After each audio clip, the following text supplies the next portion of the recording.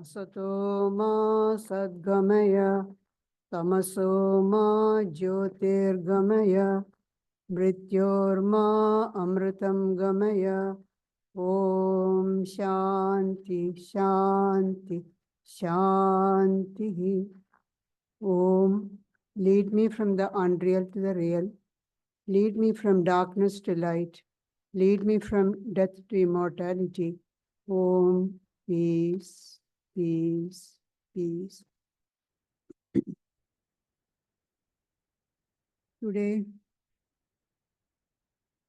we will discuss about the marks of an illumined person. Who is an illumined person? An illumined person is one whose consciousness has been lighted up by the light of truth. The truth, the supreme reality. We may call it by many different names like God, Jehovah, Allah, Brahman, whatever it is. That reality is shining within them. And the whole consciousness is lighted by that light. Such a person we call an illumined person. There's a vast difference between a scholar and an illumined person, between intellectual knowledge and direct realization.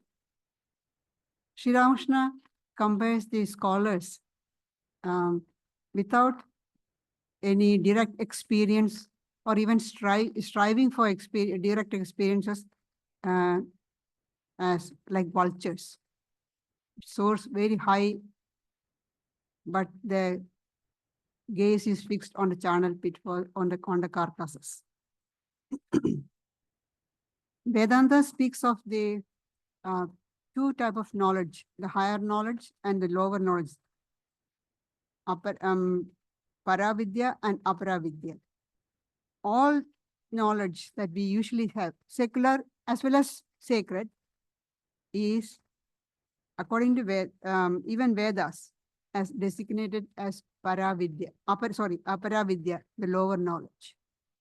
And the direct realization, direct experience of the supreme reality alone is Paravidya. But often we are caught up in the attraction of the knowledge, secular knowledge or intellectual knowledge, scholarship.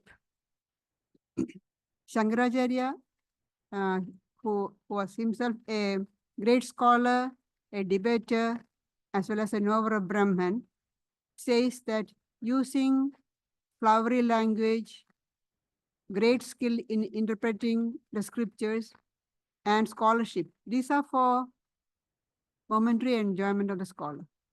Doesn't give freedom or liberation. To illustrate this idea that scholarship is not going to give you freedom or liberation, Sri Ramakrishna gives a very interesting story. He says, a scholar was, a pandit, great pandit, was traveling by the boat. And there are other passengers in the boat. So one of them who was sitting next to him, he asked, have you studied the Vedanta? The man said, no, sir. The Sankhya? No.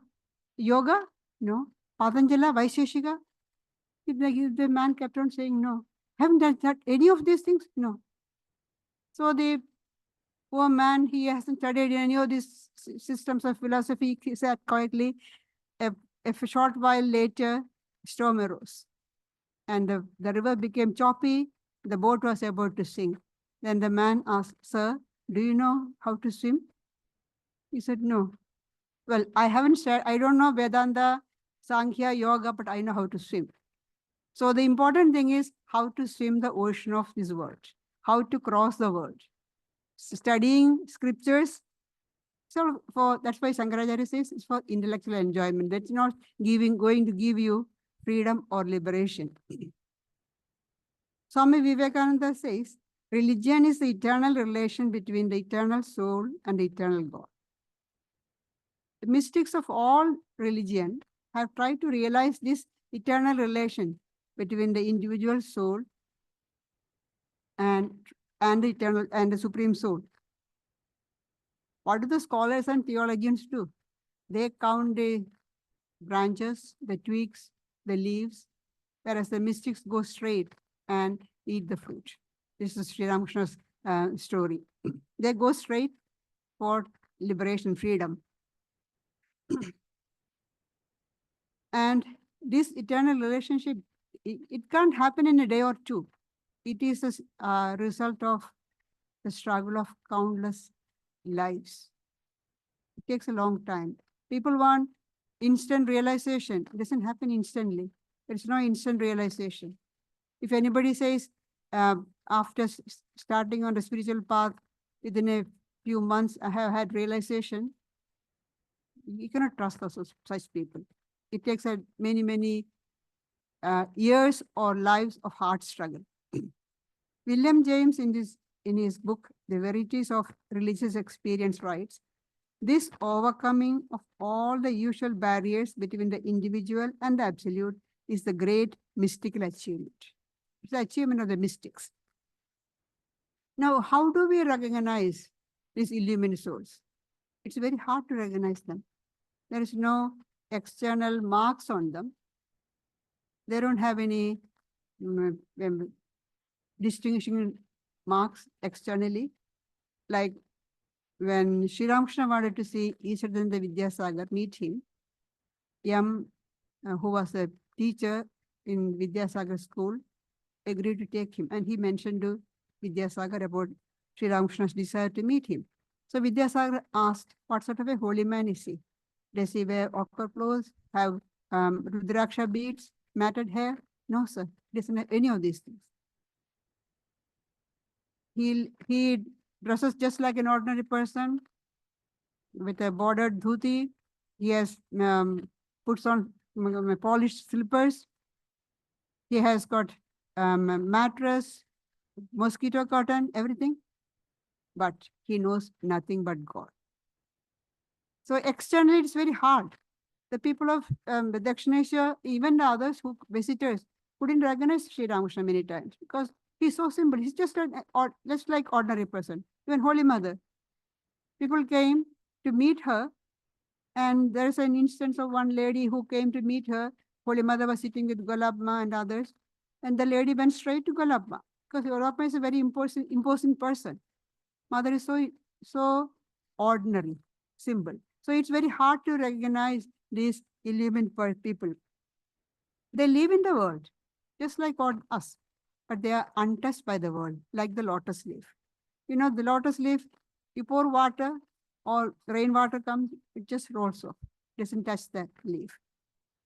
They are unaffected like that by the desires and delusions, emotions like excessive attachment, anger, hatred, jealousy. No, these emotions overpower us, but not these illumined souls. Their attitude to life, their outlook on life has completely been changed. They see and feel the presence of the divine in all.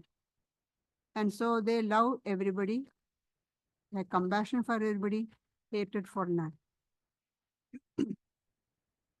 Speaking about this characteristic of an illumined person, Sri Ramakrishna says, a jnani cannot injure anybody. He becomes like a child. From outside, it may seem that the jnani also has anger or egotism, but in reality, he has no such things. Then he gives an example. If a steel sword touches the philosopher's stone, it is transformed into gold. Gold can never cut. So this steel sword, once it touches the philosopher's stone, cannot wound anybody. The anger and egotism of the jnani are mere appearances. They are not real. Often they use the show of anger to teach. I'll like to read a part from the life of Swami Turiyananda, which is very interesting to show this idea. The Swami was in San Francisco and he was sick. And one of his students, a nurse, a professional nurse, was looking after him.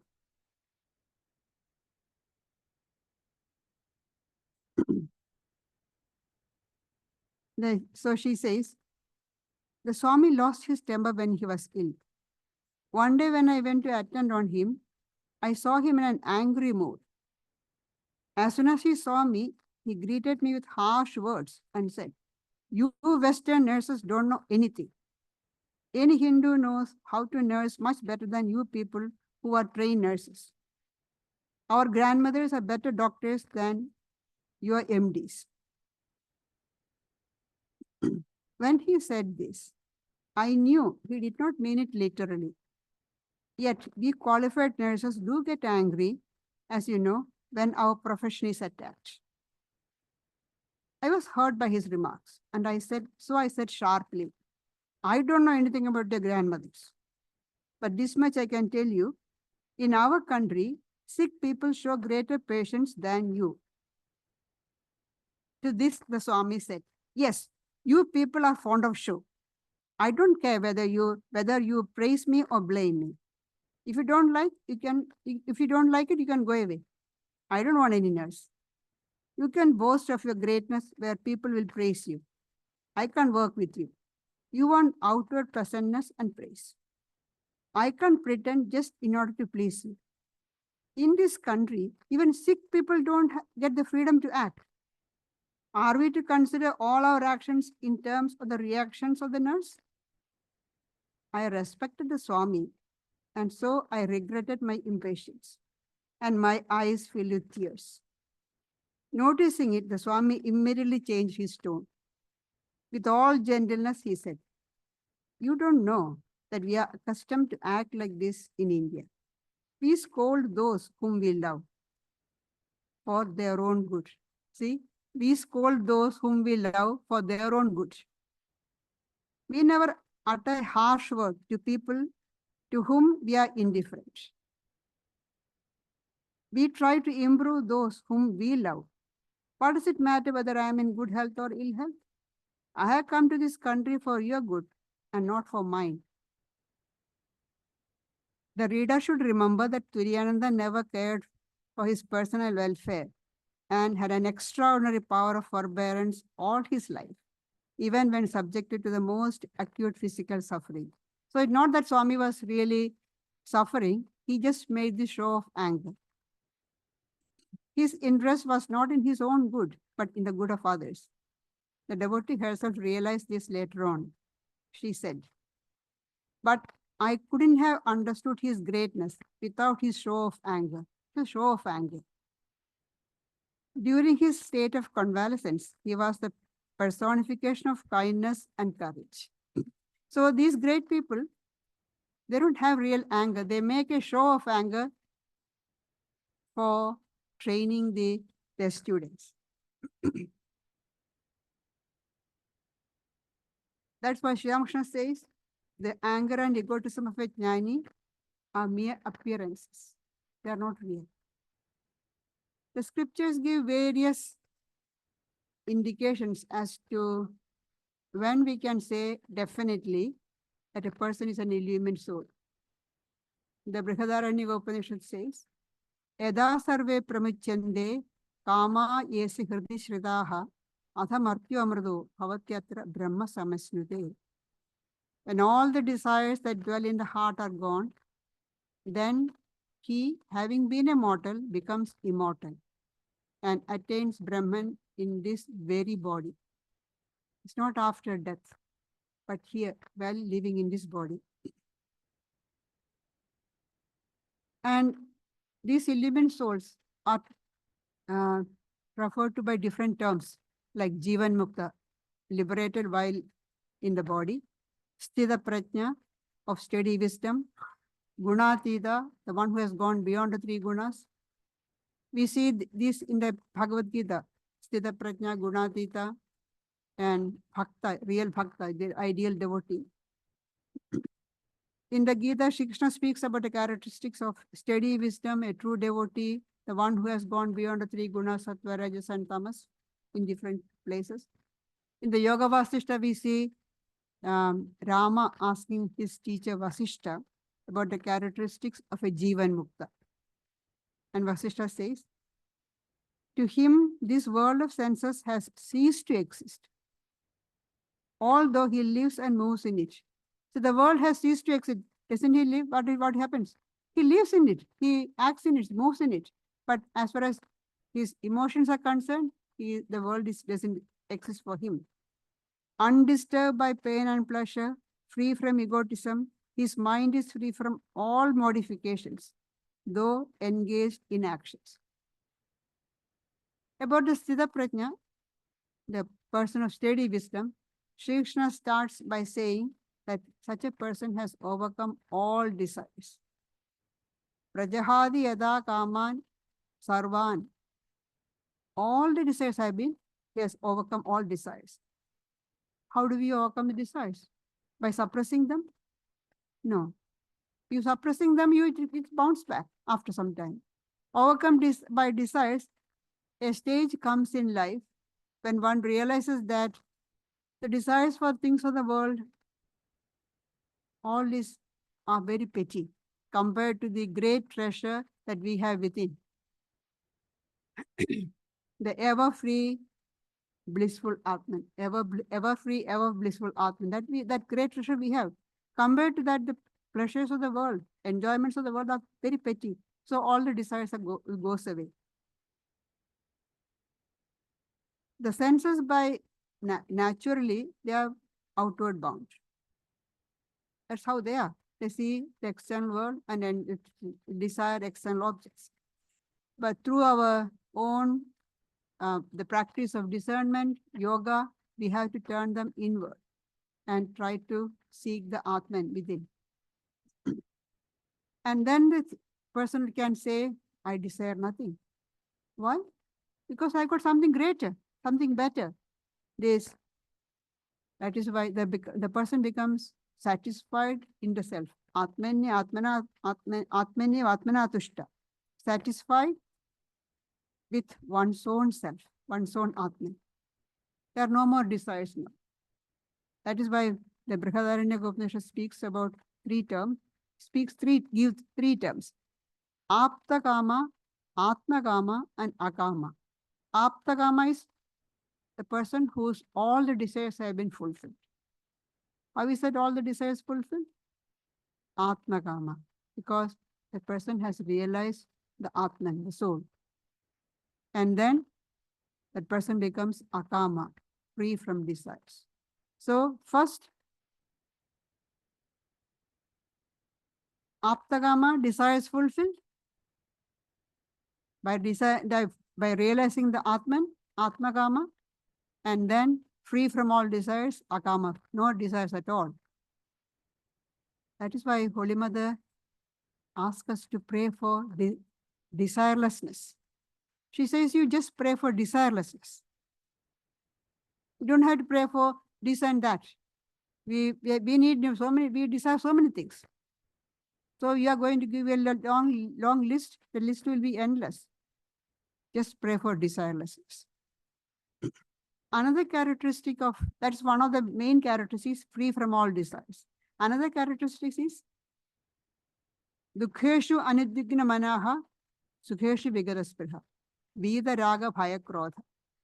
That person's mind is not shaken by adversity. The illumined person does not hanker after happiness, free from blind attachment, fear, and anger. So look at the first one. It's not shaken by adversity. They practice titiksha. Whatever happens, doesn't matter. It's not going to last forever. It will go away. It will be over. So let's put up with it. So they are not disturbed. Then does not hanker after happiness. Isn't our happiness our aim? We all want happiness. So why does the illumined soul does not hanker after happiness? Because happiness in the ordinary sense that we understand comes with misery or sorrow. As Swamiji says, happiness approaches wearing the crown of misery. Because they are on the two sides of the same coin. They go together. What our aim should be bliss, not happiness. Happiness means there will be sorrow. Misery will be there. So the illumined person does not hanker after happiness. and also free from blind attachment, fear, and anger. They are very strong emotions. Attachment, fear, anger, they are all very strong emotions. They, through spiritual practice, they have been sublimated and transmuted.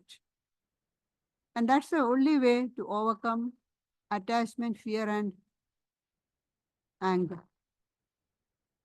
A person of steady wisdom has overcome these three. And that's why often they say the anger, as we already saw in this story about Swami Turiyananda, the anger of a holy man, holy person is like a line drawn on the water. You think there's a line, it's gone. No, it's no, just a mark, finished. The moment you finish drawing, the line is gone. The anger is like that. We may give up the objects of this world, of the senses, but the desire for them still remains. It's very hard to get rid of the desire, hankering for all those objects of enjoyment. But even the desire is lost when the supreme is realized. Because I got the highest thing. So why bother about these little petty things? No, no more desire for even that. So to attain that state, where even the desire for the enjoyments are gone, we have to overcome the tyranny of the desires. It's very hard. Another characteristic of a person of perfection is such a one person enjoys everlasting bliss. Always in bliss. This ordinary world of duality, of happiness and misery. See, as soon as we say happiness, misery comes with that. Happiness and misery, love and hate, all that is gone for that person, disappeared for them. Such a person enjoys everlasting bliss, the bliss of Brahman, the bliss of Atman, because they have realized that Brahman, it's bliss. Sri Ramakrishna was always blissful. Holy Mother says she has never seen him sad or upset. Always bliss. He was the ever blissful child of the Divine Mother. And such illumined souls are also free from egotism. The nature of our ego determines our attitude to others. And they are free from egotism. And they perceive the divine harmony everywhere.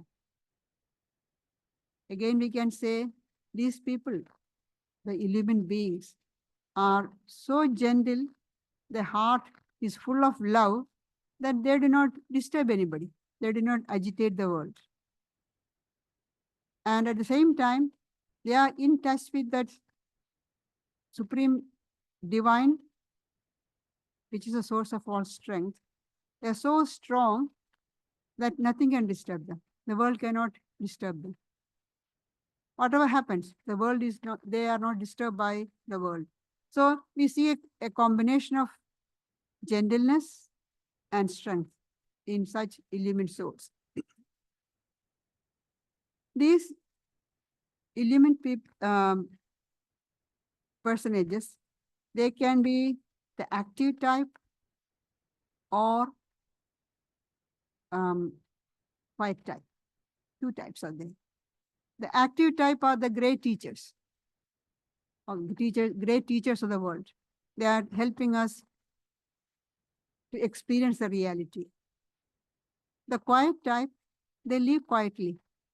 They lead their life and realizing the spiritual ideal, they purify the mental atmosphere for us, the struggling souls.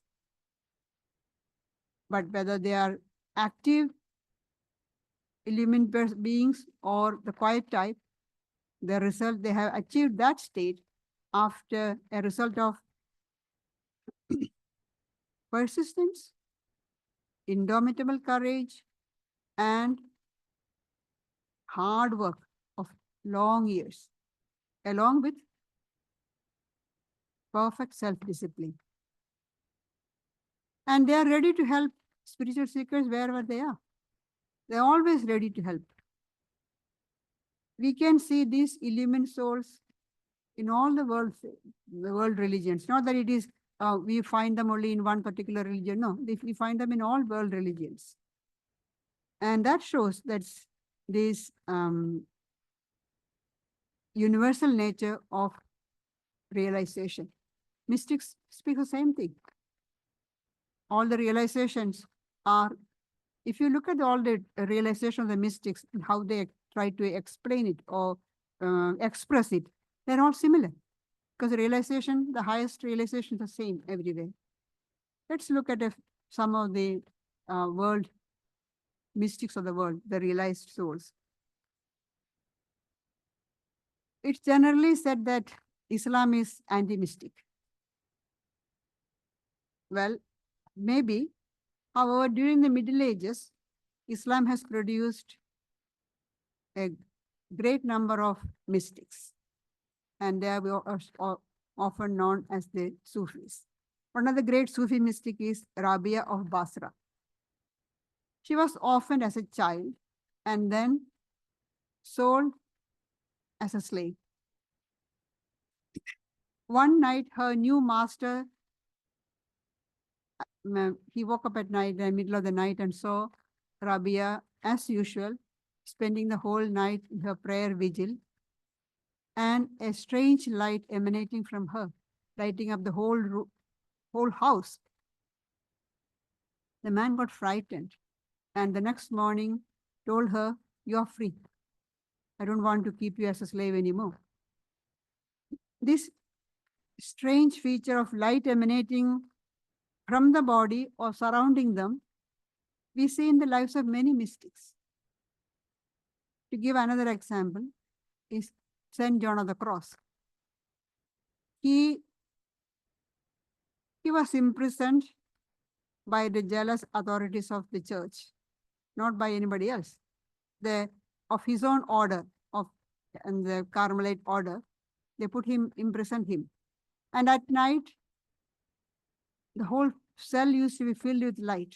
And when the guards came to investigate the source of light, it will just disappear. Where did the light come and where did it go? To give another example, it's a disciple of Sri Ramakrishna, Swami Premananda. He was in Benares. He had gone to the temple, and after offering the prayers in the temple, as he was leaving, the priest gave the Swami the garland offered to the Divine Mother. So put it around his neck. The Swami took it off and was going to give it to the companion, a young monk, Swami Prabhavananda, who was with him. Then Swami Prabhavananda said, "Maharaj, you please keep it with you, around you. You look so beautiful." Just that sentence, "You look so beautiful," reminded him of the beauty of God, and he went into ecstasy. And Swami Prabhavananda says, a strange light emanated from his whole body. And they walked back to the monastery not far from the temple.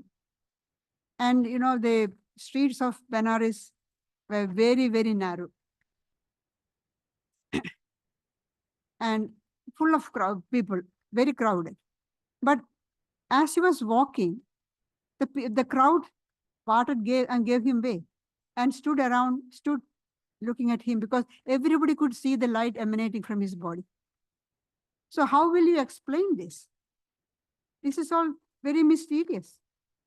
All we can say is, or we could say, I don't know if this is the right explanation, but the only explanation I can think about is, they are so pure that the light of that divine light, divine presence, is coming out through the body. Another Sufi mystic is Hallaj. He spoke of his realization as Anal Haq, means I am the reality. Just like what the Vedantic realization, I am Brahman, Aham Brahmasmi. He said, Anal Haq. But I am the reality. This is, as far as the Islam theologians are concerned, this is blasphemy. I am the reality. I am one with God. No. So the theologians got outraged and got him arrested, tortured, and executed in the most barbarous way we can think of. The book, his life describes how limb by limb they cut hands, feet, ears, and tongue. Bit by bit they cut, and then they cut the head, behead. Can't you just behead him? No, they torture him to the maximum. But it said that Halaj kept smiling when they were cutting his limbs. Like once, when they cut his hands with the stump, his bleeding stump, he put the blood on his face. They asked, the soldiers asked, why are you doing that? Then he said, this is my cosmetic. My face will be pale because of loss of blood, and people will think my face has become pale because of I'm afraid of death. This is the best cosmetic I have to reach God, to trust myself to reach God.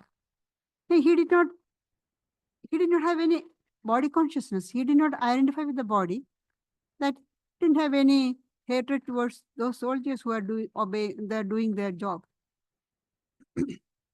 Another mystic we have, I was thinking about speaking, is Baal Shem, it's a Jewish mystic. He realized God as a continuing presence in his life. God as a continuing presence in his life. He held the idea that there are holy sparks in every nook and corner of creation.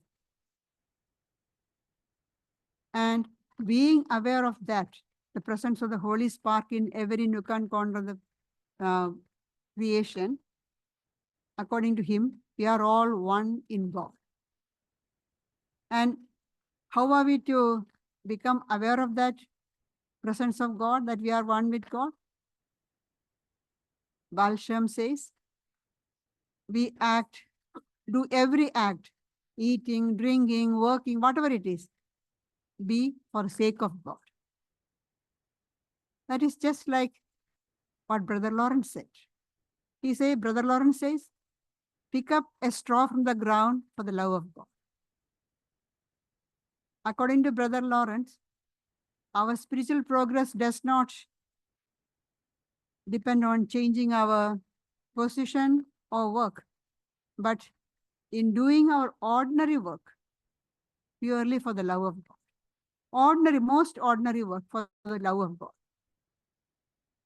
He says, think often on God, by day, by night, in your business, sometimes even at your meals, and when you are in company. Always keep the idea of God within you, at the back of the mind. Keep the idea of God all the time. And then he says, it is not necessary for being with God to be always at church. Not that you have to be in church all the time. You can't. You have got business to do. You have to work to do. Keep God. Not that you have to be in the church or in your meditation room or sitting and meditating. No. You can keep God with you all the time. And that's why he says, when he was a cook in the monastery. Brother Lawrence was a lay brother. He was a cook in the monastery.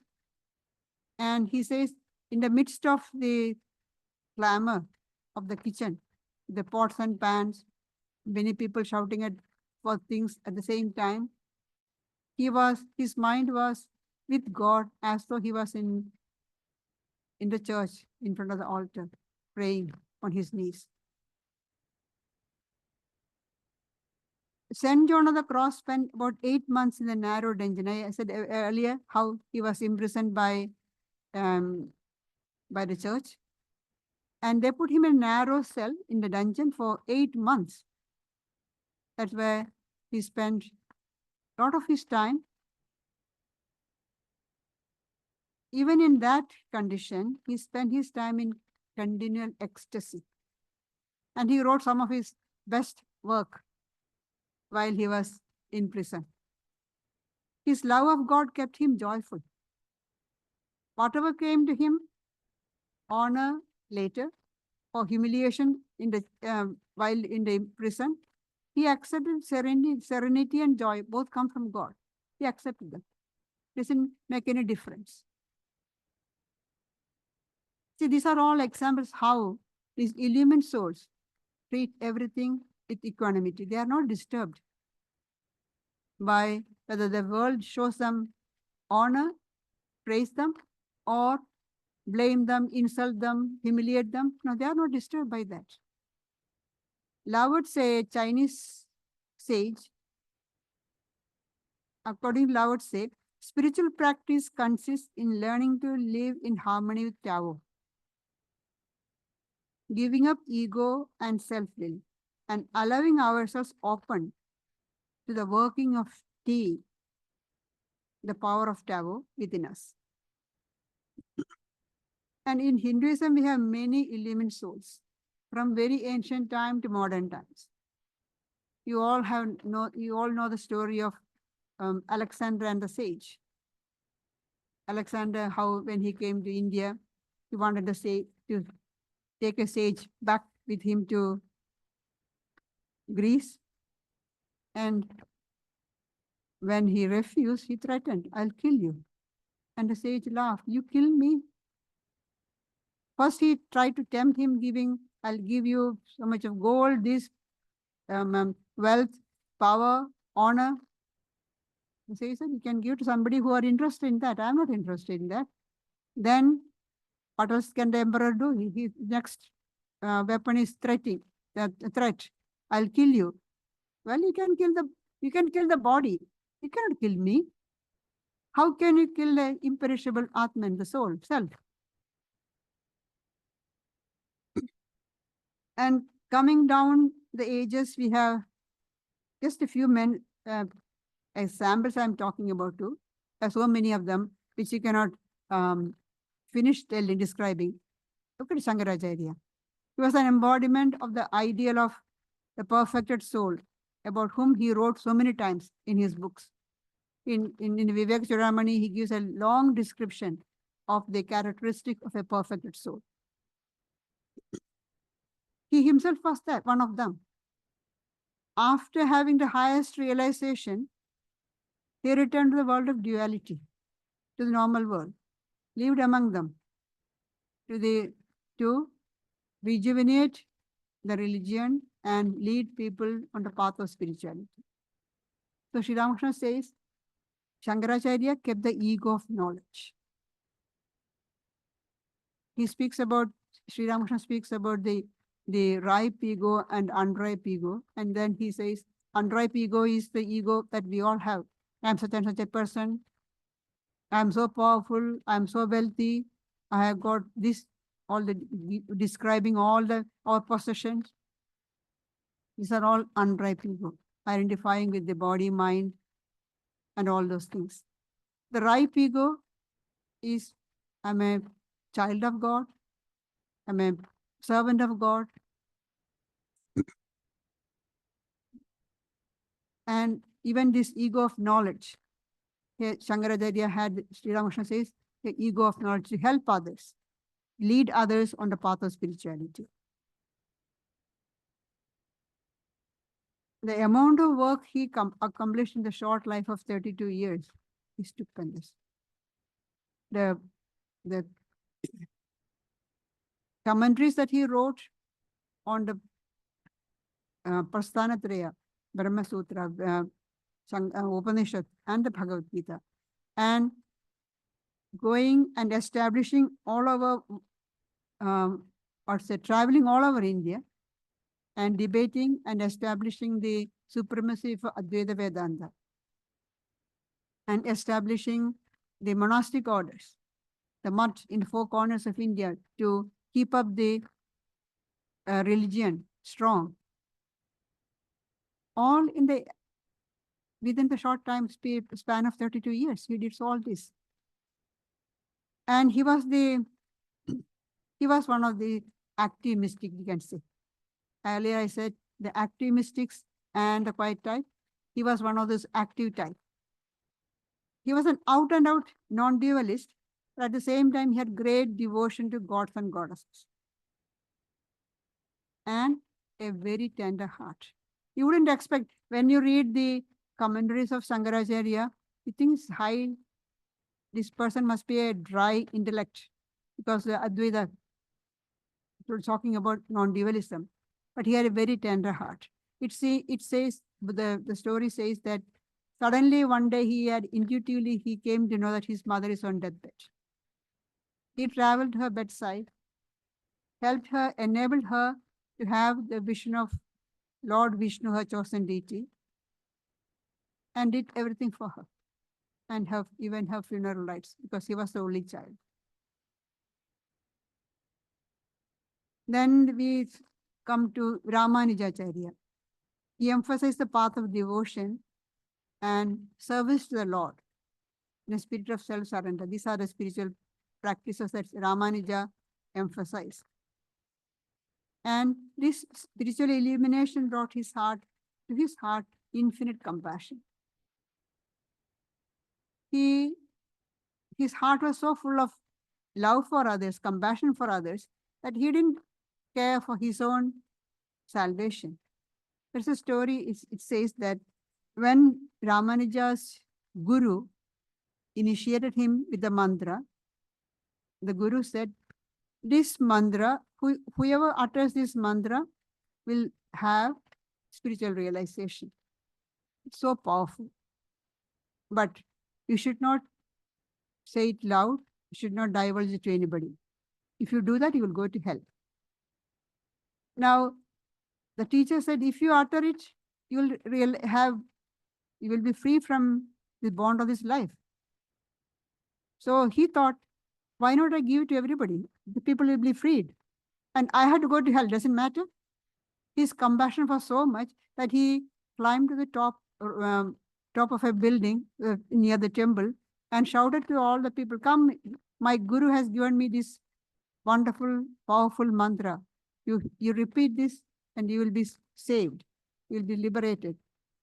He didn't care for his own downfall, but which the guru said, they don't happen, but because it just shows how much compassion he had.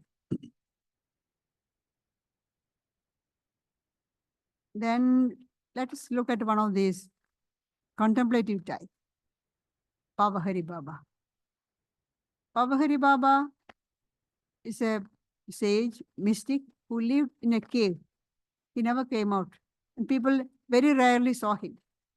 Swami Vivekananda heard about him and wanted to meet him, and Swamiji was traveling as a wandering monk. And he stayed near the Baba's cave for days together just to have an audience with the Baba. At last he got a chance, and later Swamiji spoke of him as a man of wonderful humility and self-realization. There's a very interesting story about his Pavahari Baba. Once a thief broke in his cave. See how desperate this thief must have been to break into the cave of a sage. And what does he have? Just a few pots and pans. He's told, bundle them. Now, hearing the noise, Baba got up from his meditation and went to investigate what's the noise. Seeing the Pavahari Baba there, the thief got frightened and left the bundle and ran off. Now, for Pavahari Baba, everyone is God. There's a presence of God in all. So he took the bundle and ran behind the thief. Seeing him coming behind, the thief ran faster, but the Pavahari Baba ran faster and caught up with the thief, put the bundle at his feet and said, please, Lord, it's yours. Please accept it. Sorry I disturbed you. And that brief contact with the self-realized soul brought about a complete transformation of that thief. Years later, Swami Vivekananda, during his wandering in the Himalayas, he met a monk. And that monk introduced himself as the thief. He said, I was the thief who broke into the Pavahari Baba's cave.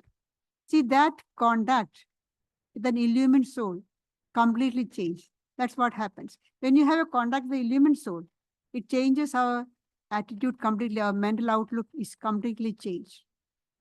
That is why Shankaracharya in one of the hymns says, a brief contact with the realized soul will take you across the ocean of this world. It will give you freedom, liberation.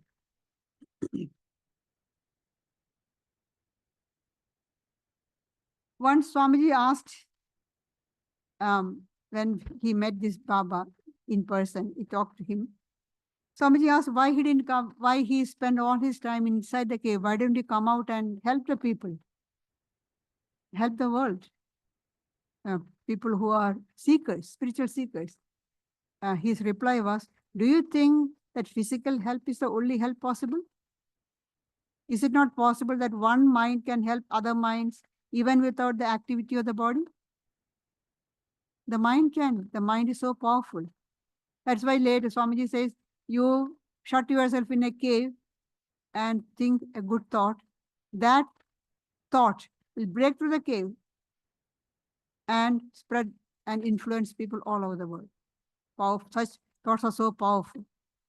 That's what Pravrajika was doing. In his cave, he was sending good thoughts, powerful thoughts, elevating thoughts to all over the world. As I said earlier, they not disturbed by honor or pleasure, insult.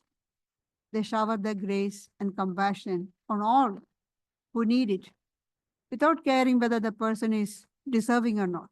It's no question of deserving. That's why Shankaracharya refers to this great soul as Ahetuka Kripa Sindhu, boundless ocean of motiveless mercy. We see this motiveless mercy in the life of Sri Ramakrishna, Holy Mother, come to our recent times. Look at the life of Girish. His life was completely transformed after coming into contact with Sri Ramakrishna. He was lifted from the depth of moral degradation to the heights of self-surrender to God. It doesn't matter how many wicked deeds you have performed.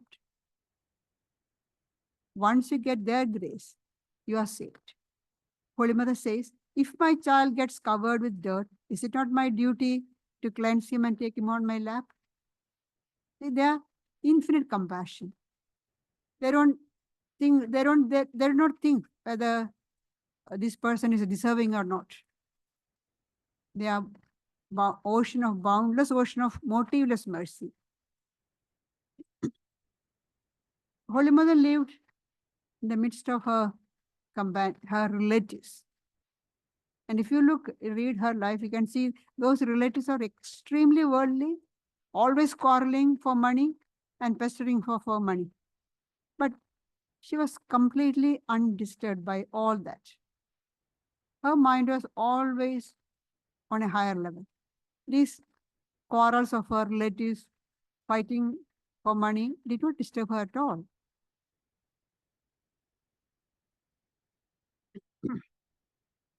I'll just conclude with what Swami Vivekananda has to say about his illumined souls. Himself an illumined soul, this is what Swamiji says. He works only to do good. That's an illumined soul. His lips speaks only benediction to all. His hands do only good work. His mind can only think good thoughts. His presence is a blessing wherever he goes. Such a person will, by his very presence, change even the most wicked persons into saints. Just the example of the thief or of Girish. Even if he does not speak, his very presence is a blessing to mankind. You can say Ramana Maharshi. He never spoke. Very rarely not that he never spoke, very rarely he spoke. He did not give spiritual instructions. People just sat in his presence. That's all. His very presence is a blessing to mankind. Now, these characteristics that we spoke of of the illumined soul. These are some of the virtues that we, the struggling souls, have to try to cultivate. Freedom from desire, be equanimity in praise and blame. Trying to cultivate these things. We may not reach them in this life. Doesn't matter. Even an attempt is a step forward. There is a great consolation Sri Krishna says in the Gita, Salpam apyasya dharmasya trayado mahado bhaya. Even a little bit of this practice saves you from great fear. Let us try. Let us try to practice this virtue. Because these great souls, these illumined souls, they are showing us the path. We just have to walk along that path.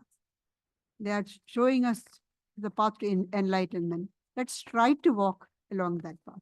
Thank you.